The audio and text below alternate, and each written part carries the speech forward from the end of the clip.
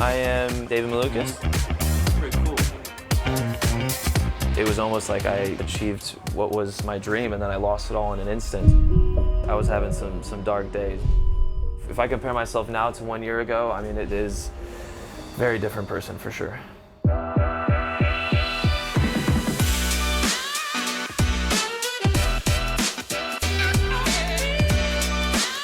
Welcome back to another episode of FanAmp Insider. We are at the St. Pete season opener with David Malukas. Yes, hello. Of AJ Foyt Racing. Thank you for having me. Thank you for having me as part of guests. For those who don't know, who is David? Who is David? I am David Malukas, driver number 4 for AJ Foyt Racing. I'm 23 years old, and this is going to be, what is it, my 4th season in IndyCar. It's kind of been a little bit interesting the past year with my injury, but yeah, going into my 4th year in IndyCar. And how are you feeling starting this one out? Feel really good. You know, I'm from what was 2024, it was a chaotic year for me with the injury and not racing, then coming back in and all of that. It was chaos. So to come into it knowing that I have a full season under my belt, safety, consistency, one team, it feels really nice. And you know, we did a lot of work in the off season, and I'm very excited. I think it's going to be a very good year for us. Before we get into that, I want to start by going back to the beginning. And by the beginning, I mean like all the way to the beginning with your parents. Yeah. How much did you understand about their journey? And there's this notion of the American dream that gets thrown around, but how much did you understand of their journey growing up? Like you said, it's a good American dream story. They, in 1991, when the Soviet Union ended up collapsing and Lithuania became a free country yet again, my parents came over to America. You know, they heard the stories back then about the American dream and coming over. So my dad started as a truck driver and my mom was a dispatcher, and both of them worked together. Now the company is over 500, 600 trucks strong. You know, they started from scratch and built that, and they came over here with nothing. And you know, growing up, I heard of those stories of, you know, everything that they've told me, you know, because being, you know, my age and growing up through them, I was definitely a spoiled kid, you know, growing up, had a lot of things, but hearing these stories and everything that they told me, it was, I think, very important, you know, from the racing perspective. Of course, it was a love that I had, but it was also something that my parents both loved. Racing is something that's always been core to the family. My dad always wanted to be a race car driver, but in the Soviet Union, that opportunity was never there. So when we came to America and finally had the opportunity, he's kind of living his dream a little bit through me as well. So my dad, he took me to my first go-kart track when I was 6 years old. And, you know, back then it was something that it was a father-son bonding experience on the weekend. It was a lot of fun. And I think we realized when it was, say, around 2014, 2015, I ended up winning the X30 World Finals in France for go-karting. And that was, I think, the big first step, noticing that, you know what, there is actually a talent here and there's something there. And I think this is something that we can actually pursue as, you know, as my career. So it was, at that point, was a big turning point for us, and realizing that it was going to be a lot of push for us, from the money side to time to support on all of that. So it was, going back to it, I've had so many years where you don't really get results. You have bad seasons. I remember my first year in Indy Lights back at the time, now it's Indy Next. It was a rough season for us. We really did not really get many good results, and we were struggling to get there. And, you know, you start getting those thoughts in your head that maybe, you know, I can't do this isn't for me. But knowing how much work and time my parents spent to get to America, to give me these opportunities and to be here, it was the biggest drive for me. Even last year, you know, through the injury, having my parents supporting me and telling me, like, look, this is fine, like, things are going to turn out in the right way. You just got to keep motivating yourself, keep pushing, get back out there, because the time will come. And if you don't do anything and you sit here and you know, manifest that this is the end, then it will be the end. But you have to keep going. I'm 23 years old. When they came to America, I mean, they were some around the same age, and they came here without, they didn't speak any English, they didn't have any money, so it's a completely different scenario. And they, you know, continued to push no matter how hard it got. They, you know, stayed motivated, kept going, because they knew that in the end, the only results you're going to get is by, you know, keeping pushing yourself. So them supporting me, telling me these things throughout these years is definitely what's kept me going. And I mean, I think at the end of the day, it's because of them of why I've managed to make it this far. David called 2024 chaotic. He stressed his parents' advice to never manifest failure. And both things are for a good reason. Because after 2 years in IndyCar, David announced a multi-year deal with Arrow McLaren. He was 21 and riding high. Except before he could set foot in his new car, it all crashed down. Literally. Less than a month before the season opener, and he crashed mountain biking. The injury put his season and his entire IndyCar career in jeopardy. When the issue happened with your hand, when your dream thought it might be disappearing, I'm curious, what were those next steps, either with your mental coach or others, to get in the right headspace and move forward? Like, did those moments help make it easier for you to then land where you are now? Oh boy, it was definitely it was rough in the beginning. I mean, I was having some dark days, but I had a lot of support around me. Like I said, I have my mental coach, my trainer, my family. I mean, everybody was there to support me, and I think I was down for, I'd say, probably about a week or so, and then from that point on, I said, look, I can't give up. I got to keep pushing. I went to the doctor, had some good news that finally, it looks like the hand's going in the right direction, and that was my first little bit of like positive information that I've heard in quite a few months. So I held on to that. And I said, okay, you know what? This is one little step forward. It's not nothing crazy, but this is the first little bit of good news. So let's work on it. And from that point on, I said, okay, now I'm not racing. I have a lot of time. I scheduled everything, and I did the most aggressive, PT that I could have possibly done for my hand. For context, what is a aggressive PT? Like, what did it take for you to get from hurt to healthy? At that time, I still had the cast on and everything. We found ways to wrap weights around the cast. So, because the wrist was the one that was injured, but the rest of my hand, I mean, it was fine. So, because I'm not, without the wrist, you can't curl, you can't do anything. So, because my wrist was broken, I'm actually losing muscle on my entire arm. So, we were trying to figure out ways to, do curls, do bicep curls, maybe some sort of pull-ups without using the wrist. So a lot of it was isolating the wrist while trying to work the other muscles. Once the wrist got the green light and we were able to do it, it first started off with just resistance to my hand because it was so weak. Just to even open my fingers, it was like shaking like this. Wow. I mean, my whole hand was like just trembling just to open my fingers because everything was so weak. I mean, those muscles weren't used for 4 to 5 months, so the brain is like, okay, we don't need it. It's just like, Let it go. Yeah, just forget about it. I wish we could tell my brain like, no, we need that and leave it there. Because of the wrist and the hand having so many different muscles, it was very frustrating. It actually took a whole day. So I would take in the morning, as soon as you'd wake up, the whole hand is stiff, so everything doesn't want to move. So I'd go under the shower, heat it up, and put this almost like mitten on. It was like a heating pad to heat all the joints up. Then I would do stretches for an hour and a half. Once the whole hand is actually stretched and has some maneuverability, which at that time was about like 10 degrees each side like that, but that was like really good. It's like, wow, my wrist can move 10 degrees. So scary to even think about that. Yeah, it was because everything's just so weak and hasn't been moved. So then at that point with that movement, that's when we got like little 5-pound weights or even just putty in the beginning because my muscles were so weak. I just had to use my own muscles between my fingers and doing those finger stretches. So I would do that 3 times a day with those stretches. So, I mean, it was like a 9 to 5 job just to get this hand back. I had it all planned out on my calendar of what the PT was. Anybody that has a wrist injury knows it is so complex. There's so many different muscles, and it is such an awful injury to have. And I mean, even now, there's still so many different little things that I always have to be doing and getting it there. It takes a long recovery Was it ever time. like really frustrating on one of those days where you're just like, God damn it, I just wish this would? With anybody that has injuries, they know when it comes to recovering in PT, it is extremely frustrating because you'll have, let's say, a week that's so good. Like all of a sudden you're like, wow, this feels so much better. It's getting there. Like I made big gains now. I've increased from 5 to 10 pounds on the weight. And then all of a sudden the next week it's really, really bad. The whole hand is inflamed. Now you're back down to like 5 pounds. You can barely even move your wrist. So anybody with that knows it is any sort of recovery. Big kudos to anybody that's had injuries and recovery because it is very frustrating and very, very tough. Pressure mounted with each passing race David sat sidelined. Not just pressure to heal his wrist, I mean mental pressure. The notion that he's fighting off negative thoughts that other drivers are trying out for his seat in his car. And pressure from McLaren to get their first pick back in action.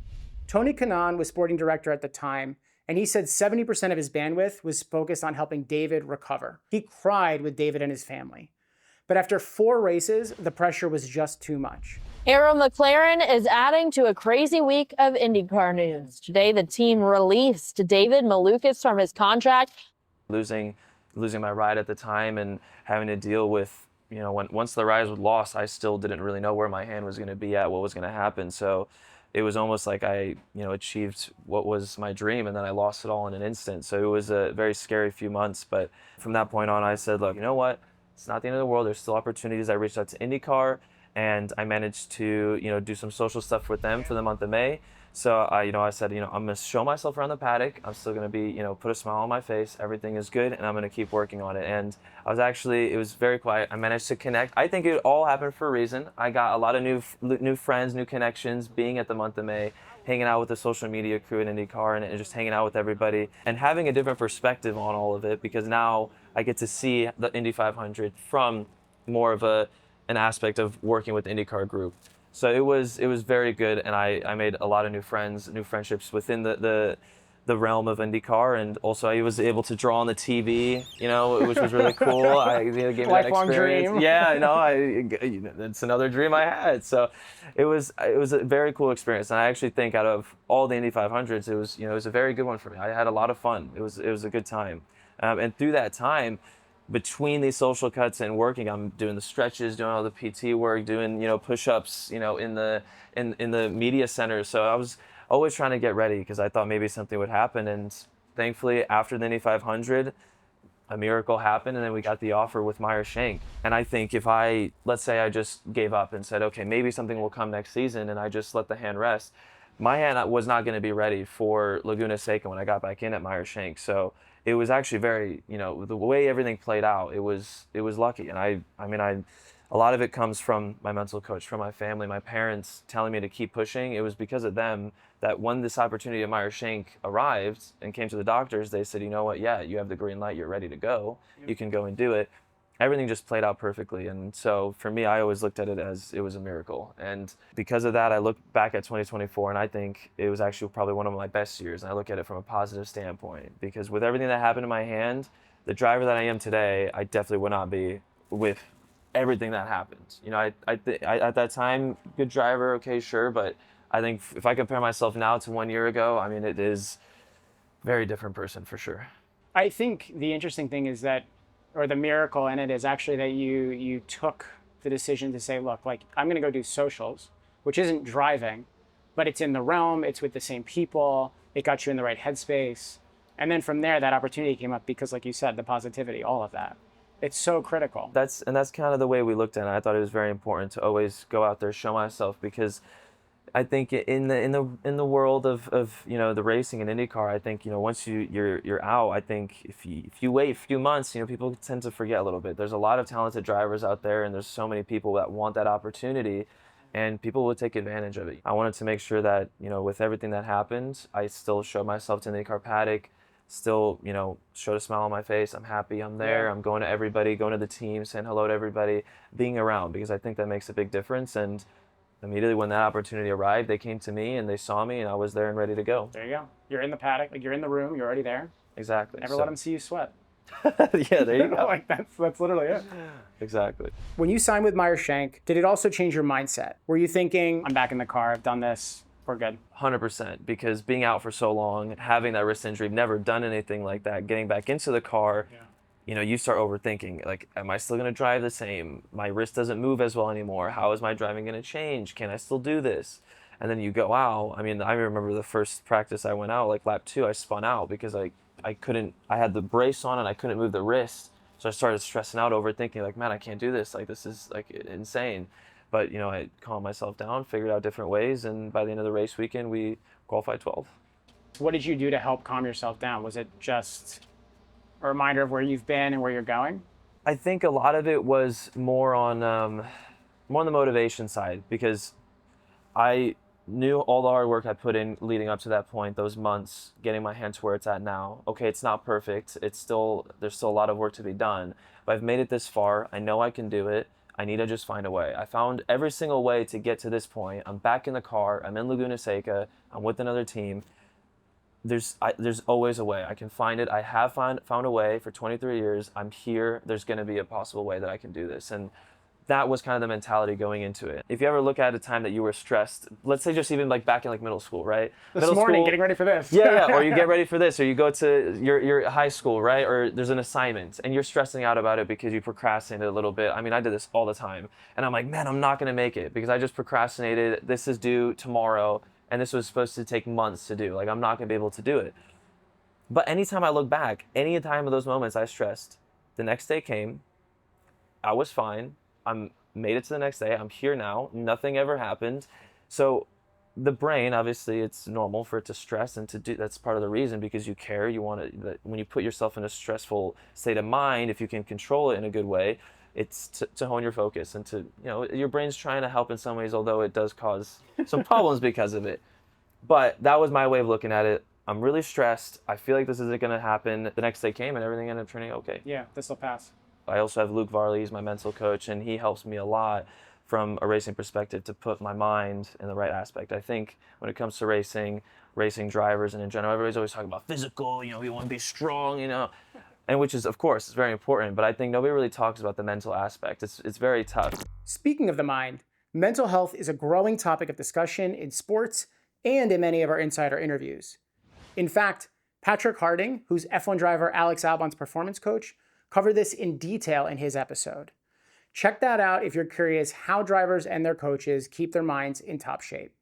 And I feel like when you look at all these other sports, they have, I guess, a certain amount of time to have that switch off moment before they actually end up going out there. Let's say from basketball or anything like that. You have the locker room, you can calm down, you can get yourself in the right mindset before you go.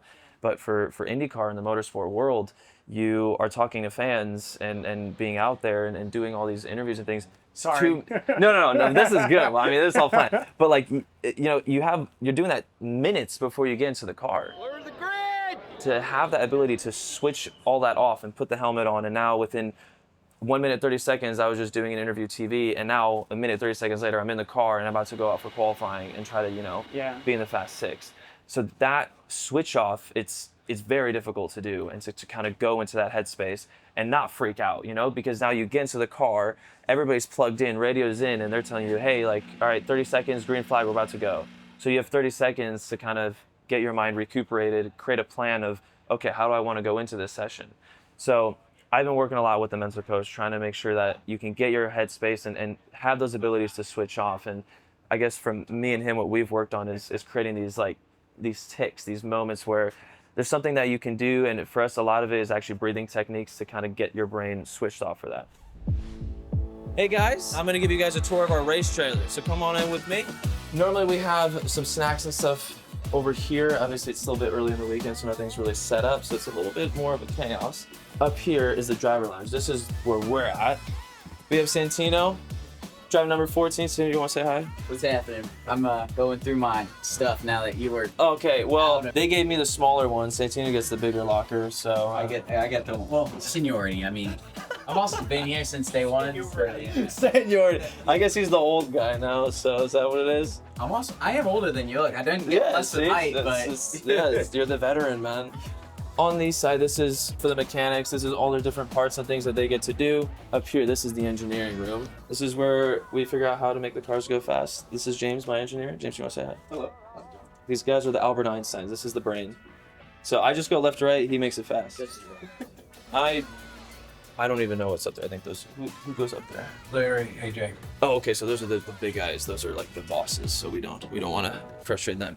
After all that uncertainty and then moving through the year, finally ending up here at AJ Foyt and having that full-time seat, how did that feel? What was that for you? Oof, that to me was like mission accomplished. I finally ended up getting a full season back under my belt. I've secured a new ride, and definitely after that point, I was sit back, relax, and no more.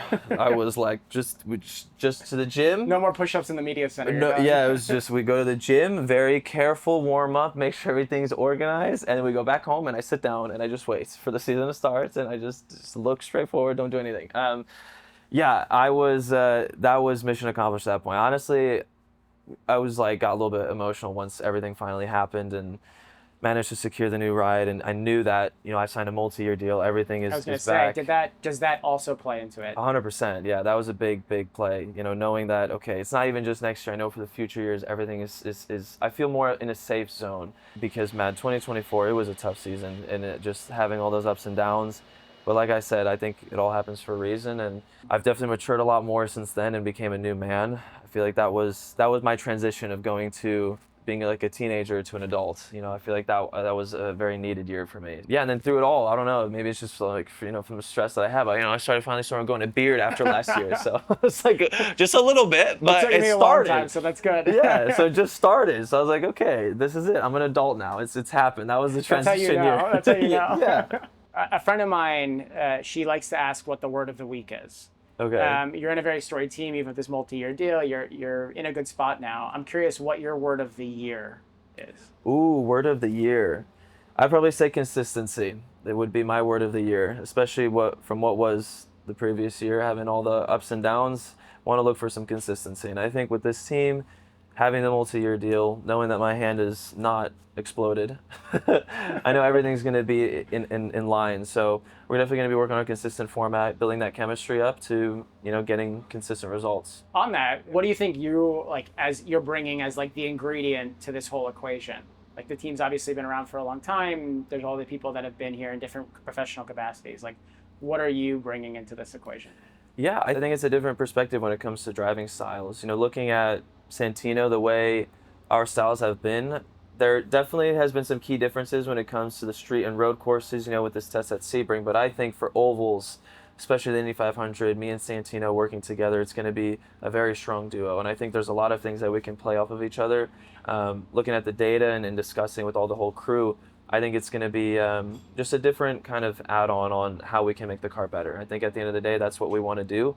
And having that trust between two drivers with the limited practice sessions, we go into practice one, me and Santino, we're going to try different setups, but we trust each other. We know that we're both very good drivers and we know the differences between each other. So giving our feedback, we know that, okay, if he made a setup change that I think we can like, then we can put it on our car to go for qualifying.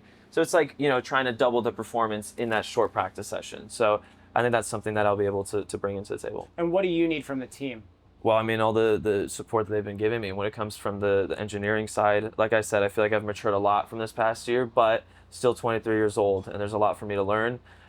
Doing all these jumps and going to all these different teams, I have been able to learn a lot, and I think this is that other perspective to it. You know, I can add more driver lists. You know, now when it comes to the Shank thing, that was also a lot of the Andretti drivers added to that list with having their Andretti alliance that they had over there. So I was able to also compare to all of those drivers. So, I mean, I've been able to compare myself to almost half the field now of when it comes to driving styles and different forms. So I think being with Santino and this team, it's just going to add to it even more. To close, we started at the beginning a little bit with this American dream notion. I know IndyCar was your obsession, and there was quotes of you saying how this is what you've been obsessed with and wanted to do. Thinking further ahead, and what is your American dream in all of this? You know, I don't know if you've had those moments where you think, you know, what is the point of life? You know, those like really deep thoughts, you know, that you've had. Yeah. And I think for me, it was to be a part of history. And my way of being a part of that is through IndyCar, through getting through championships, Indy 500 win, obviously achieving my dreams through that as well. When my time comes and I've passed, you know, people will be like, oh, David Malukas, you know, maybe Indy 500 winner, championship winner, breaking some sort of records. That is something that I want. That's end goal for sure, is try to be a part of history, have my name written there, that people know about me, you search my name, and, you know, maybe don't forget me for like some time, you know? that's the dream.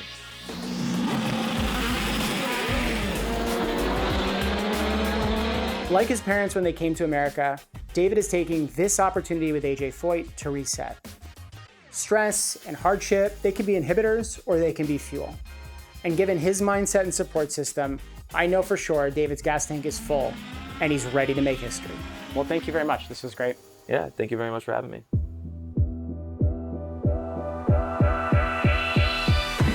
Hi, thanks so much for watching. If you're new here, don't forget to subscribe so you don't miss out on any of our future Insider episodes. We have tons of exciting guests lined up. Let us know who you'd like us to chat with in the comments down below. And if you enjoyed the video, please give it a like. Thanks, and we'll see you in the next one.